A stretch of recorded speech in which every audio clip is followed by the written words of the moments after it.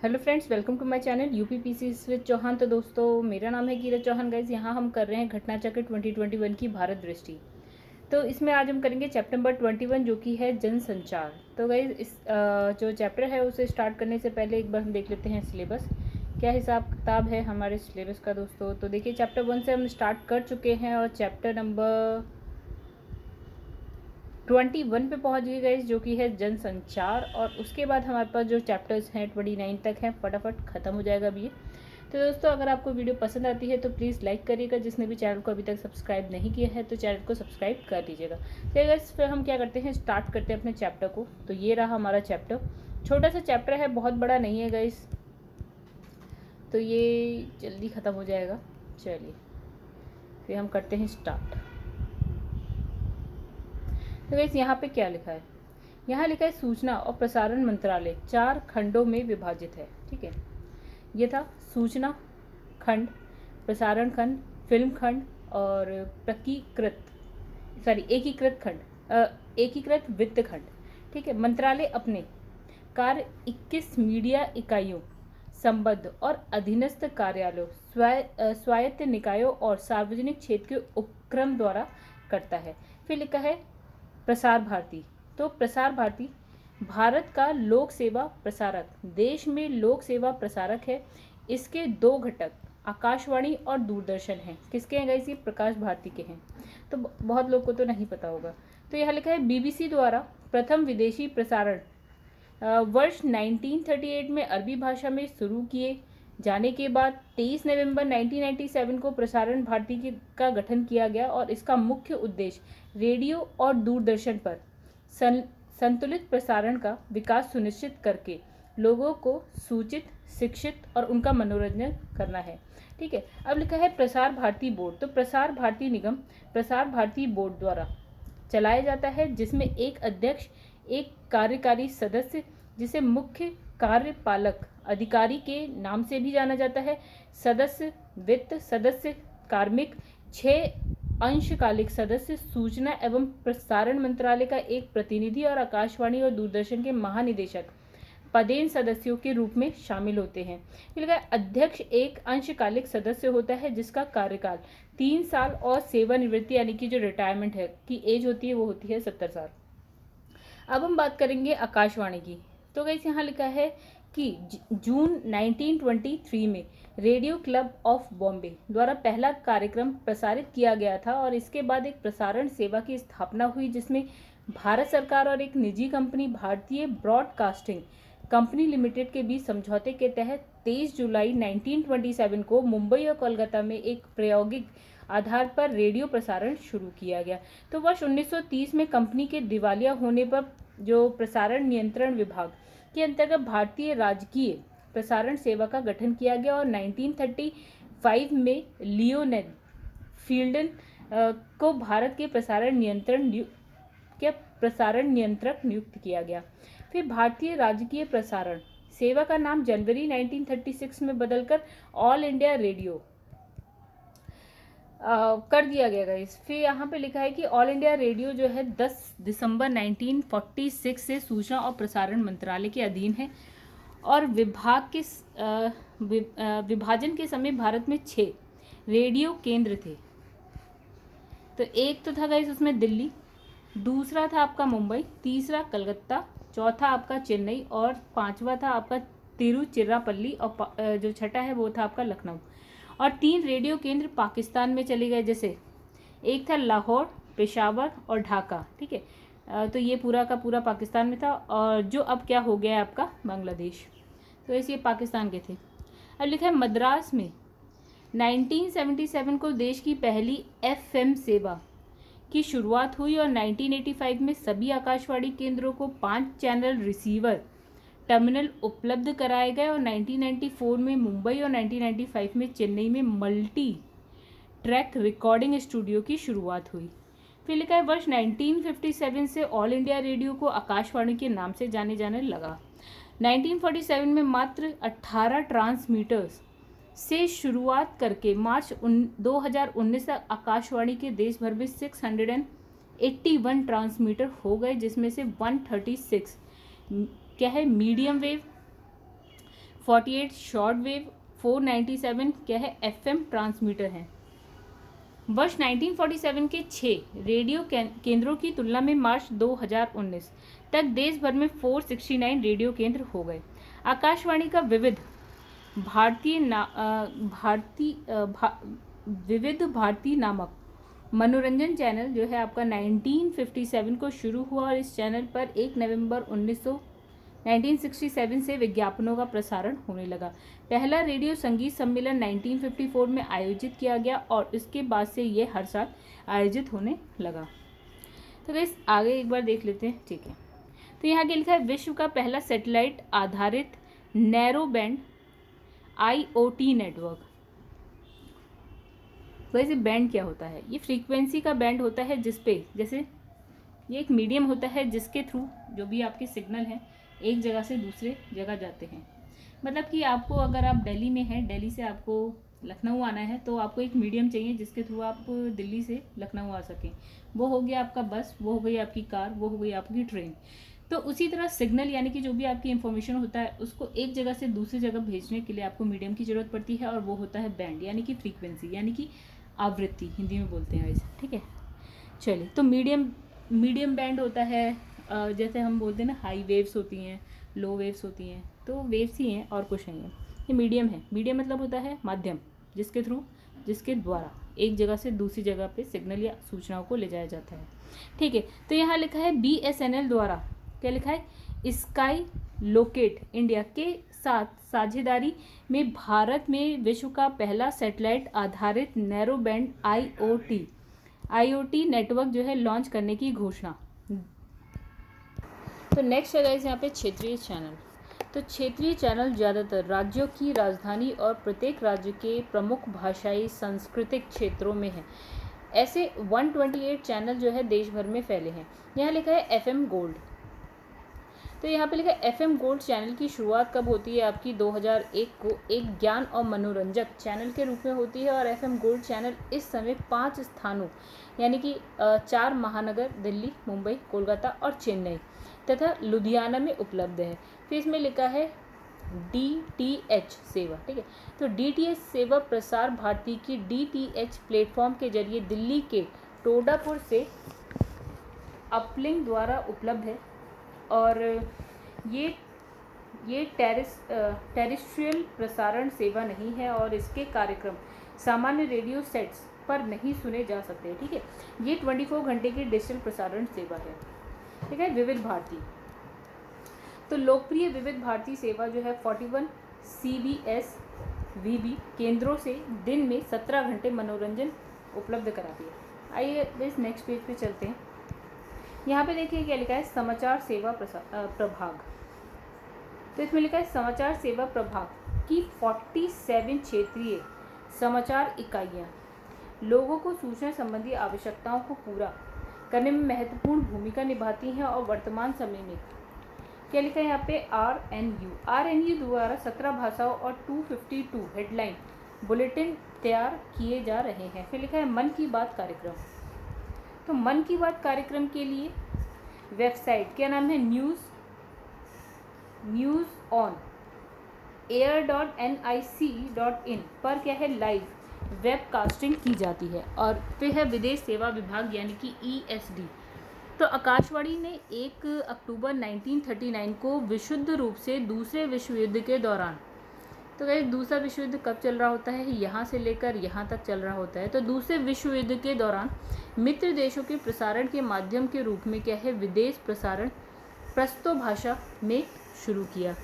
फिर गाइस आगे लिखा है कि लगभग जो है 100 देशों को कवर करते हुए 27 भाषा में कार्यक्रम प्रसारित करने वाले आकाशवाणी के विदेश सेवा प्रभाग की गिनती विश्व के चुनिंदा विदेश सेवा प्रभागों में होती है और ये प्रभाग विदेशी श्रोताओं तक पहुंच बनाने के लिए अंग्रेजी, फ्रेंच, रशियन, स्वाहिली, अरबी, फारसी, पश्तो, दारी, बलूची, सिंगली, नेपाली, तिब्बती, चीनी, थाई, वर्मी और इंडोनेशियाई भाषा में कार्यक्रम जो है प्रसारित करता है।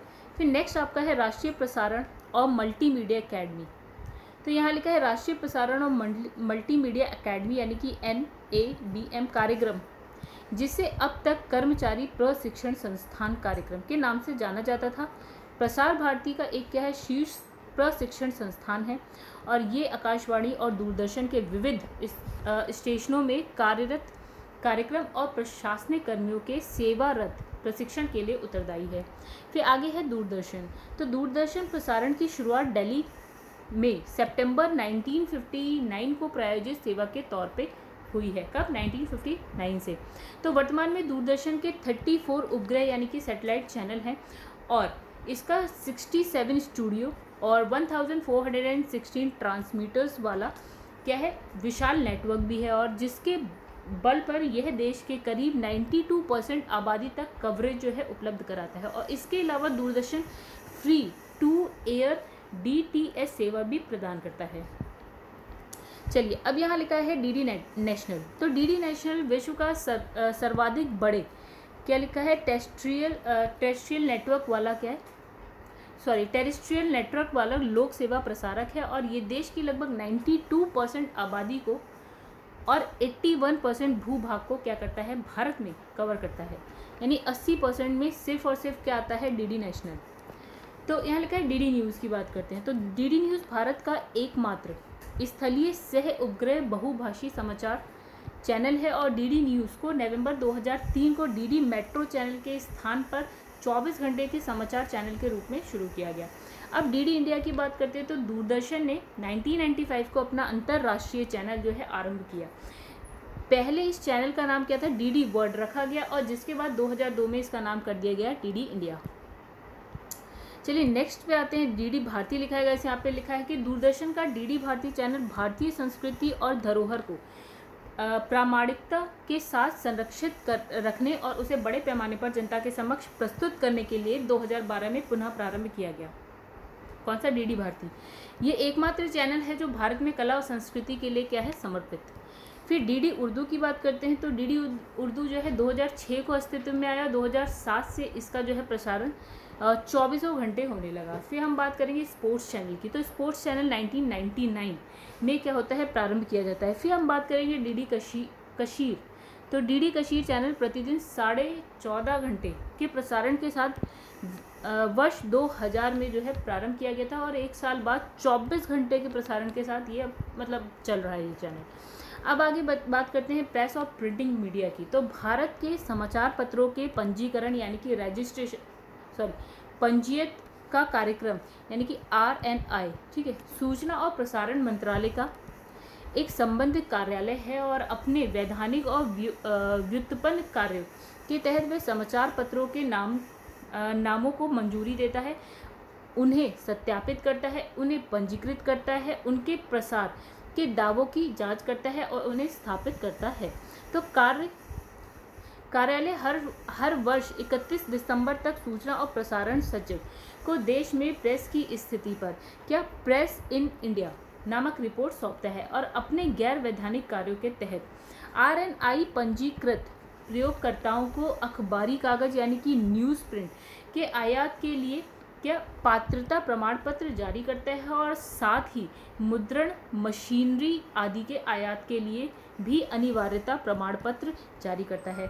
पत्र सूचना कार्यालय यानी यहाँ लिखा है प्रेस इंफॉर्मेशन ब्यूरो, ये PIB बोलते हैं इसे, तो सभी आप लोग जानते होंगे। पत्र सूचना कार्यालय यानी कि PIB सरकार की नीतियों, कार्यक्रम, प्रयासों और उपलब्धियों को प्रिंट और इलेक्ट्रॉनिक मीडिया तक फैलाने की क्या है, नोडल एजेंसी है। फिर लिखा है समाचार एजेंसियाँ।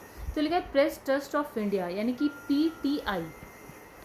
तो press trust of India Bharat की सबसे बड़ी बिना मुनाफे वाली क्या है, सरकारी संस्थान है जो देश के अखबारों द्वारा चलाई जाती है और जिसका उद्देश्य अपने सभी ग्राहकों को संतुलित और निष्पक्ष खबरें प्रदान करना है। तो PTI की स्थापना 1947 को हुई, लेकिन इसका काम करना जब कब स्टार्ट होता है, फरवरी 1949 में शुरू होता है। PTI की सेवाएं हिंदी और इंग्लिश दोनों में उपलब्ध हैं। भाषा PTI की हिंदी समाचार पत्र है। चलिए इस नेक्स्ट पेज पे आते हैं, इसमें क्या लिखा है।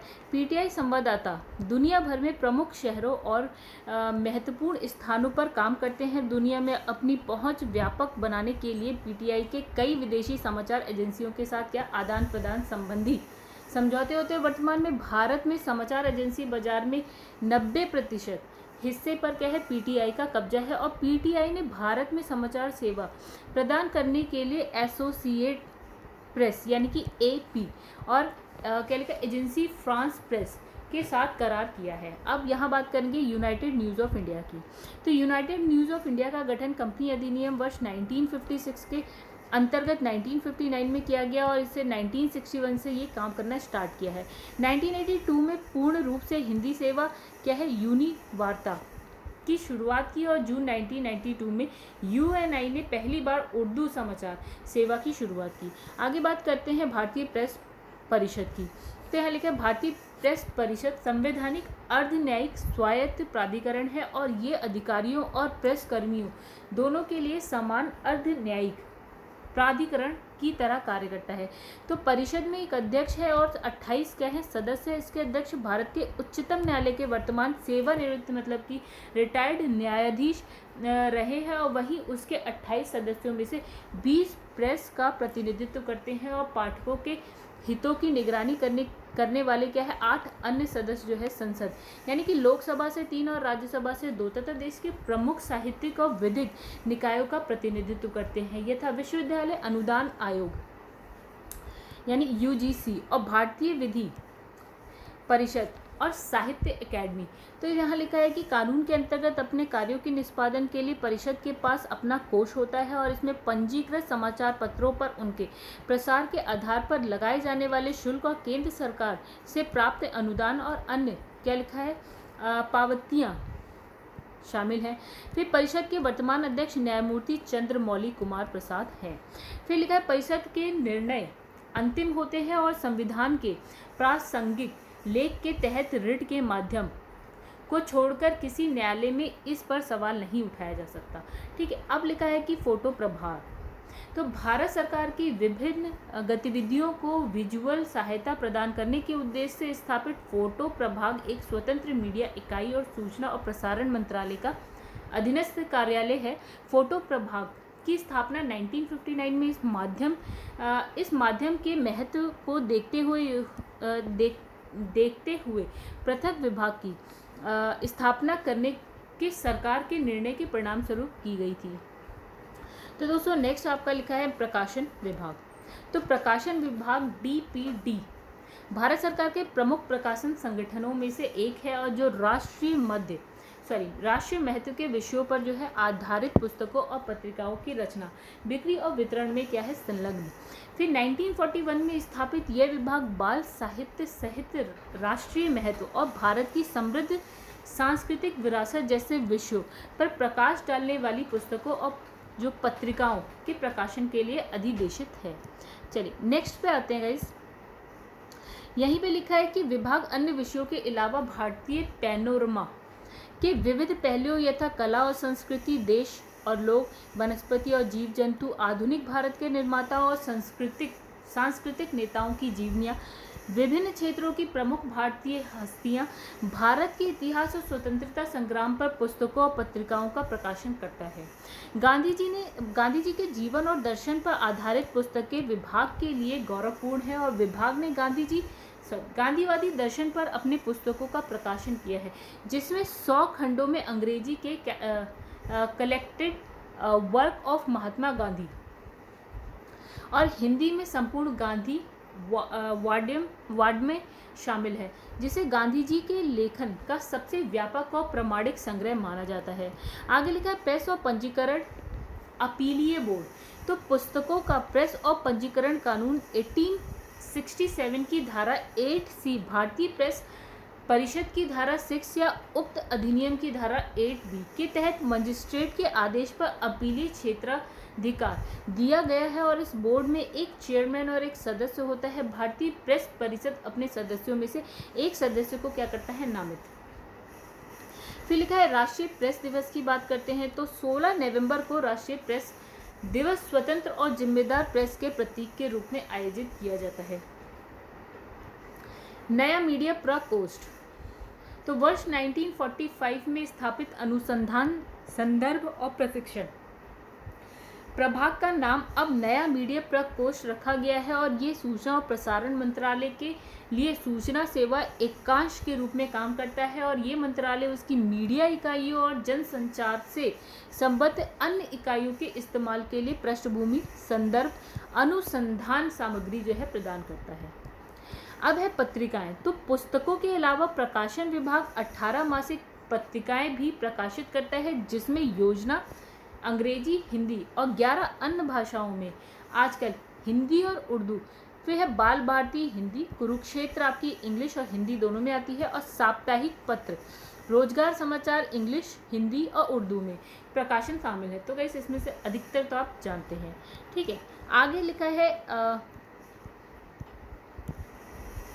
ठीक है, तो इस बॉक्स में देखते हैं क्या लिखा है। यहाँ लिखा है एम्प्लॉयमेंट न्यूज़ या रोजगार समाचार। तो ये हर शनिवार को जारी होने वाला साप्ताहिक अखबार है जो हिंदी, इंग्लिश, उर्दू में एक साथ प्रकाशित होता है और इसकी शुरुआत कब होती है? 1976 में होती है। देन हम योजना की बात करते हैं तो इसका प्रकाशन कब से स्टार्ट हुआ है? 1957 से, और ये पत्रिका क्षेत्रीय विकास, नवाचारों और नई पहलों पर प्रकाश डालती है। अब कुरुक्षेत्र की अगर हम बात करें तो 1952 से अंग्रेजी और हिंदी में प्रकाशित की जा रही कुरुक्षेत्र ग्रामीण विकास से संबंधित मसलों को समर्पित विशिष्ट मासिक पत्रिका है। चलिए दोस्तों आगे बढ़ते हैं।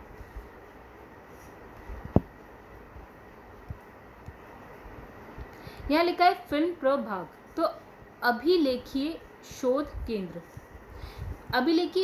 केंद्र शोध सुविधा उपलब्ध कराने वाला प्रमुख केंद्र है, जिसकी शुरुआत कब होती है? 2013। फिर लिखा है FD जोन। तो FD जोन फिल्म प्रभाग का ऐसा प्रयास है जिसमें स्वतंत्र फिल्मकार वृत्त चित्र, लघु फिल्में, एनिमेशन फिल्मों की नियमित रूप से स्क्रीनिंग करते हैं और यहाँ कला के क्षेत्र में उभरने वाली नई प्रतिभाओं को अवसर दिया जाता है और साथ ही उद्देश्यपूर्ण सिनेमा को प्राथमिकता प्रदान की जाती है। आगे लिखा है राष्ट्रीय फिल्म विकास निगम लिमिटेड। राष्ट्रीय फिल्म विकास निगम लिमिटेड का गठन भारत सरकार ने वर्ष 1975 में किया था। ठीक है, और इस संस्था का जो प्राथमिक उद्देश्य भारतीय फिल्म उद्योग के संगठन, सक्षम और एकीकृत विकास के लिए योजना बनाना और उसे प्रोत्साहित करना था।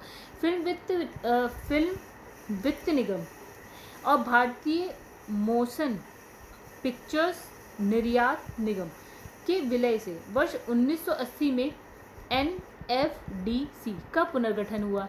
अब लिखा है फिल्म वित्त निगम का गठन 1964 में हुआ था। इसका उद्देश्य युवा प्रतिभावान फिल्म निर्माताओं को वित्तीय सहायता उपलब्ध कराना था, जबकि IMPEC का गठन फिल्म के आयात निर्यात के नियमन और अपरिष्कृत भंडारण के प्रबंधन के लिए हुआ था। भारतीय फिल्म उद्योग के विकास को समुचित माहौल उपलब्ध कराने के लिए एक निकाय की जरूरत को समझते हुए भारत सरकार ने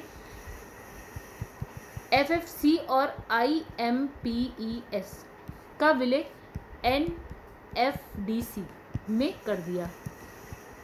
निगम का कॉरपोरेट कार्यालय कहाँ है? मुंबई में है, और 3 क्षेत्रीय कार्यालय चेन्नई, कोलकाता, दिल्ली में, और 1 शाखा कार्यालय तिरुवनंतपुरम में है। इस फिल्म समारोह फिर निर्देशालय की बात करते हैं तो इसकी जो स्थापना है 1973 में सूचना और प्रसारण मंत्रालय के अधीन हुई थी और इस निर्देशालय का उद्देश्य क्या है? अच्छे सिनेमा को प्रोत्साहन देना। आगे है राष्ट्रीय फिल्म पुरस्कार। तो राष्ट्रीय फिल्म पुरस्कार सिनेमा के क्षेत्र में सर्वोच्च पुरस्कार है जो कि सिनेमाई उत्कृष्टता को रेखांकित करता है और राष्ट्रीय पुरस्कार के साथ साथ सिनेमा का सर्वोच्च सम्मान दादाबाई फाल्के पुरस्कार भारत के राष्ट्रपति द्वारा प्रदान किया जाता है। और फिर लिखा है कि 1913 को पहली भारतीय फीचर फिल्म राजा हरिश्चंद्र के प्रदर्शन के मद्देनज़र यह निर्णय लिया गया कि हर वर्ष 3 मई को राष्ट्रीय फिल्म पुरस्कार दिया जाएगा। चलिए आगे बढ़ते हैं हम लोग। ओके, तो चलिए देखते हैं यहाँ पे इस बॉक्स में क्या है दोस्तों। यहाँ लिखा है 67वां राष्ट्रीय फिल्म पुरस्कार 2019 की बात करेंगे हम यहाँ पे, लेटेस्ट है ये। अब इसमें लिखा है कि 22 मार्च 2021 को 67वां राष्ट्रीय फिल्म पुरस्कार 2019 की घोषणा होती है। कब हो रही है देखिए, लेटेस्ट जो है मार्च 2021 में हुई है, 2019 की, ठीक है। प्रियदर्शन द्वारा निर्देशित मलयालम फिल्म, क्या नाम है उसका, मलयालम फिल्म है मरक्कर अराबिका डालिंते सिम्हम को सर्वश्रेष्ठ फिल्म के लिए स्वर्ण कमल और 2.5 लाख की राशि प्रदान किए जाने की घोषणा की गई। फिर गैर फीचर फिल्म की श्रेणी में एन इंजीनियर ड्रीम को सर्वोच्च फिल्म का पुरस्कार प्रदान करने की घोषणा की गई। अन्य प्रमुख पुरस्कार की अगर हम बात करें तो सर्वश्रेष्ठ निर्देशक संजय पूरन सिंह चौहान, और उनकी मूवी थी गाइस, कौन सी थी, 72 हूरे, ठीक है, मतलब 72 हूरे, किसमें थी, हिंदी में। सर्वश्रेष्ठ अभिनेता की बात करें तो मनोज बाजपेयी है, फिल्म इनकी है भोसले और हिंदी में है। दूसरी एक है धनुष, फिर है गाइस जो धनुष को दिया गया दूसरा पुरस्कार, जिनकी मूवी है आपकी असुरन, तमिल लैंग्वेज में है। फिर है अभिनेत्री की बात करें सर्वश्रेष्ठ, तो वो थी आपकी कंगना रनौत, और मूवी है उनकी Manikarnika, the queen of Jhansi और पंगा के लिए, ठीक है, तो मतलब पंगा भी उन्हीं की थी गाइस। फिर है सर्वश्रेष्ठ सहायक अभिनेता, वो है आपके विजय सेतुपति, इनकी जो मूवी थी वो है सुपर डीलक्स, तमिल लैंग्वेज में। सर्वश्रेष्ठ सहायक अभिनेत्री की बात करें तो पल्लवी जोशी, इनकी मूवी थी आपकी दी ताशकंद फाइल्स, हिंदी में है। सर्वश्रेष्ठ हिंदी फिल्म की अगर हम बात करें तो छिछोरे, और इसके निर्देशक हैं आपके नितेश तिवारी। फिर है सामाजिक मुद्दे पर सर्वश्रेष्ठ फिल्म की बात करें तो क्या है, आनंदी गोपाल, मराठी लैंग्वेज में। पर्यावरण संरक्षण पर अगर आप सर्वश्रेष्ठ फिल्म की बात करते हैं तो वाटर ब्यूरियल थी। और सर्वश्रेष्ठ आपकी पॉपुलर मतलब संपूर्ण मनोरंजन प्रदान करने वाली फिल्म की बात करें तो महर्षि, तेलुगु लैंग्वेज में है। और फिर राष्ट्रीय अखंडता पर सर्वश्रेष्ठ फिल्म के लिए नरगिस दत्त पुरस्कार, कौन सी मूवी है आपका, ताजमहल है, जो कि मराठी लैंग्वेज में है। सर्वश्रेष्ठ बाल फिल्म की बात करें तो कस्तूरी, हिंदी लैंग्वेज में। सर्वश्रेष्ठ पार्श्व गायक की अगर बात करें तो आपके हैं बी प्राक, और इनका गाना है यानी कि गीत जो है वो है तेरी मिट्टी, और मूवी है आपकी केसरी। ओके, सर्वश्रेष्ठ पार्श्व गायिका की बात करते हैं तो वो आपकी है सावनी रविंद्रा, और इनका जो गाना है वो है रान पेटाला, और मूवी है आपकी बारदो। सर्वश्रेष्ठ सिनेमेटोग्राफी की बात करते हैं तो गिरीश गंगाधरन, उनकी मूवी है आपकी जल्लीकट्टू, मलयालम में। फिर आपकी सर्वश्रेष्ठ संगीत निदेशक की बात करते हैं तो संगीत निदेशक गीत और बैकग्राउंड म्यूजिक के लिए तो क्रमशः डी इम्मान, फिल्म है आपकी विश्वासम, तमिल लैंग्वेज में है, मतलब तमिल भाषा में है। और प्रबुद्ध बनर्जी, फिल्म है ज्येष्ठो पुत्रो, बंगला में है। फिर सर्वश्रेष्ठ गीत की बात करते हैं यानी कि लिरिक्स की अगर बात करें तो प्रभा वर्मा, फिल्म है आपकी कोलंबी, और गीत है आपका क्या लिखा है, अरुदुम परायुका वाया। फिर सर्वाधिक फिल्म अनुकूल राज्य का पुरस्कार सिक्किम को प्रदान किया जाएगा। चलिए दोस्तों नेक्स्ट पेज पे आते हैं, क्या क्या है। तो यहाँ लिखा है राष्ट्रीय फिल्म अभिलेखागार, तो कला और ऐतिहासिक दस्तावेजों के रूप में सिनेमा के संरक्षण का अपना महत्व और दुनिया भर में इसे मान्यता दी गई है। सिनेमा को उसके तमाम रूप और प्रकारों में संरक्षित करने के लिए एक ऐसा संगठन जरूरी है जिसका स्थानीय ढांचा हो और जिसे फिल्म उद्योग का विश्वास प्राप्त हो और जिसके पास पर्याप्त संसाधन और विशेषज्ञता हो। 1964 में भारतीय राष्ट्रीय फिल्म अभिलेखागार की स्थापना की गई। राष्ट्रीय फिल्म विरासत मिशन, तो भारत की फिल्म विरासत को पहले जैसा स्वरूप देने और संरक्षित करने हेतु 2014 नवंबर 2014 में राष्ट्रीय फिल्म विरासत मिशन की शुरुआत की गई। फिर बाल चित्र समिति भारत, तो इसकी जो स्थापना है 1955 में बच्चों के फिल्मों के माध्यम से उच्च आदर्शों की प्रेरणा देने वाला मनोरंजन प्रदान करने के उद्देश्य से की गई। समिति बच्चों की फिल्मों का निर्माण, संग्रहण, वितरण, प्रदर्शन और संवर्धन करती है। CFSI का मुख्यालय मुंबई में है और नई दिल्ली और चेन्नई में इसके क्या है, क्षेत्रीय शाखा कार्यालय है। भारतीय फिल्म एंड टेलीविजन संस्थान पुणे। तो कैसे इसकी स्थापना 1960 में की गई। 1974 में टेलीविजन शाखा खोलने के बाद इसे भारतीय फिल्म और टेलीविजन संस्थान का नाम दिया गया। अक्टूबर 1974 में यह संस्थान सोसाइटी पंजीकरण अधिनियम 1860 के अंतर्गत एक सोसाइटी बन गया और संस्थान एक संचालक परिषद के अंतर्गत कार्य करता है, जिसका प्रमुख अध्यक्ष होता है। तो संस्थान के 2 खंड हैं, फिल्म और टेलीविजन खंड, और दोनों श्रेणियों में पाठ्यक्रम चलाए जाते हैं। इसमें 3 वर्षीय डिप्लोमा पाठ्यक्रम से लेकर फिल्म निर्देशन, सिनेमेटोग्राफी, ऑडियोग्राफी, फिल्म संपादन में स्नातकोत्तर डिप्लोमा शामिल है। फिर लिखा है संस्थान अभिनय में 2 वर्षीय जो आपका क्या है ग्रेजुएशन डिप्लोमा है गाइस यहाँ पे पाठ्यक्रम, और काल निर्देशन और निर्माण डिज़ाइन में 2 वर्षीय स्नातकोत्तर प्रमाण पत्र पाठ्यक्रम चलाया है और 1 साल का स्नातकोत्तर सर्टिफिकेट कोर्स चलता है। ठीक है, आगे लिखा है सत्यजीत रे फिल्म टेलीविजन संस्थान कोलकाता। तो गाइस यहाँ पे लिखा है कि इसकी जो स्थापना एक स्वायत्त शासी शैक्षणिक संस्थान के रूप में की गई। पश्चिम बंगाल सोसाइटी पंजीकरण कानून 1961 के अधीन पंजीकृत कराया गया। फिल्म जगत की मशहूर हस्ती सत्यजीत रे के नाम पर कोलकाता में भारत सरकार द्वारा स्थापित ये देश का दूसरा राष्ट्रीय स्तरीय फिल्म प्रशिक्षण संस्थान है। फिर आगे बढ़ते हैं, लिखा है भारतीय जनसंचार संस्थान। तो गाइस ये सोसाइटी पंजीकरण कानून 1860 के अंतर्गत सोसाइटी के रूप में पंजीकृत भारतीय जन संचार संस्थान की स्थापना 1965 में की गई और संस्थान की स्थापना जन संचार के क्षेत्र में शिक्षण, प्रशिक्षण, अनुसंधान के उद्देश्य से की गई थी। संस्थान के प्रशिक्षण कार्यक्रम की बढ़ती लोकप्रियता और क्षेत्रीय महत्वाकांक्षा को पूरा करने के लिए इसकी एक शाखा 1993 में ओडिशा के धेनकनाल में खोली गई। फिर लिखा है आपका broadcast engineering consultants India limited. तो ये जो है लाभ अर्जित करने वाली एक सार्वजनिक उपक्रम है जिसकी स्थापना 1995 में की गई। इसका उद्देश्य निजी प्रसारणकर्ताओं को राष्ट्रीय प्रसारणकर्ताओं की विशेषज्ञता उपलब्ध कराना था। चलिए दोस्तों, एक बार चलिए अब यही बचा एक बॉक्स, इसको भी देख लेते हैं। फिर यहाँ पे देखिए क्या लिखा है, 51वां व भारतीय अंतर्राष्ट्रीय फिल्म महोत्सव 2020 तो गोवा की राजधानी पणजी में संपन्न होता है। इस वर्ष जो आपका कब है गाइस, 16 से 24 जनवरी 2021 में।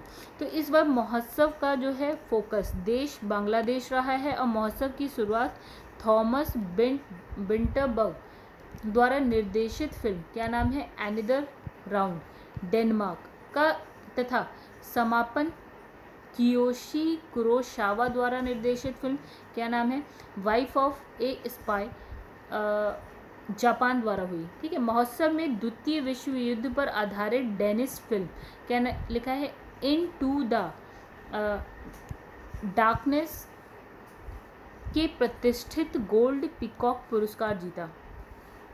किसने, into the darkness the for bended और। ठीक है, फिर इसमें लिखा है कि इस पुरस्कार के तहत 40 लाख रुपए की नगद राशि फिल्म निर्देशक एंडर्स रेफन और निर्माता लेने बर्गलम के माध्यम से बराबर साझा की गई। फिर सर्वश्रेष्ठ निर्देशक का सिल्वर पीकॉक पुरस्कार ताइवान की निर्देशक, लेखिका और निर्माता चैन मियन को उनकी मंदारिन भाषा की कैसे मंदानी जो लैंग्वेज है वो आपकी चाइना की है, तो मंदारिन भाषा की drama film the silent forest के लिए दिया गया पुरस्कार की जो राशि थी गाइस वो थी 15 लाख रुपए। सर्वश्रेष्ठ अभिनेता का सिल्वर पीकॉक पुरस्कार तजू चुआन Liu film the silent forest को दिया गया और राशि जो थी पुरस्कार की वो थी 10 लाख रुपए। ठीक है, सर्वश्रेष्ठ अभिनेत्री का सिल्वर पीकॉक पुरस्कार पोलैंड की जोफिया स्टाफिएज, इनकी जो फिल्म थी वो थी आई नेवर क्राई को दिया गया और इनकी जो पुरस्कार की राशि थी वो गाइस थी वो 10 लाख। महोत्सव के विशेष जूरी पुरस्कार बुल्गारिया के निर्देशक कामिल कालेव को उनकी वर्ष 2020 में आई फिल्म, क्या नाम है, फेब्रुअरी के लिए मिला। ठीक है, और इसकी जो पुरस्कार राशि थी गैस वो थी 15 लाख रुपए। महोत्सव का जो स्पेशल मेंशन पुरस्कार भारतीय निर्देशक कृपाल कलिता को उनकी असमिया फिल्म, क्या नाम है, ब्रिज के लिए दिया गया, जो ग्रामीण असम में हर वर्ष आने वाली बाढ़ के कारण उनके जीवन के कष्टों को दिखाती है। सर्वश्रेष्ठ नवागत यानी कि डेब्यू निर्देशक का पुरस्कार ब्राज़ील के निर्देशक कासियो पेरेडा डास सेंटोस को उनकी जो वर्ष 2020 में आई पुर्तगाली फिल्म, क्या नाम था, वैलेंटिना के लिए दिया गया। फिर है अमीन नाइफे की वर्ष 2020 में आई अरबी फिल्म 200 मीटर्स को प्रतिष्ठित ICFT यूनेस्को गांधी पुरस्कार दिया गया। फिर महोत्सव में हिंदी और बांग्ला सिनेमा के प्रसिद्ध अभिनेता, निर्देशक और निर्माता, क्या लिखा है, विश्वजीत चैटर्जी को इंडियन पर्सनैलिटी ऑफ ईयर से सम्मानित किया गया। तो गाइस यहाँ जो है हमारा चैप्टर हो गया ख़त्म। अगर आपको वीडियो पसंद आई हो तो प्लीज़ लाइक करिएगा, कुछ कमेंट में आपको बताना हो तो प्लीज़ बताइएगा। गाइस जिसने भी चैनल को अभी तक सब्सक्राइब नहीं किया है, चैनल को सब्सक्राइब करिए। मेरे चैनल का नाम है #UPPCS विद चौहान। तो दोस्तों आप क्या करेंगे, हम नेक्स्ट वीडियो में मिलते हैं आपसे, जो हमारा नेक्स्ट चैप्टर होगा उसके साथ, जो कि होगा आपका आयोजना। ठीक है, तो गाइस ऐसे धीरे धीरे करके हमें कंप्लीट ही हो गई है ऑलमोस्ट ये बुक। चलिए तो दोस्तों इस वीडियो को करते हैं यहीं पे समाप्त। नेक्स्ट वीडियो में मिलते हैं अपने नेक्स्ट चैप्टर के संग। तब तक के लिए धन्यवाद, टाटा, बाय बाय।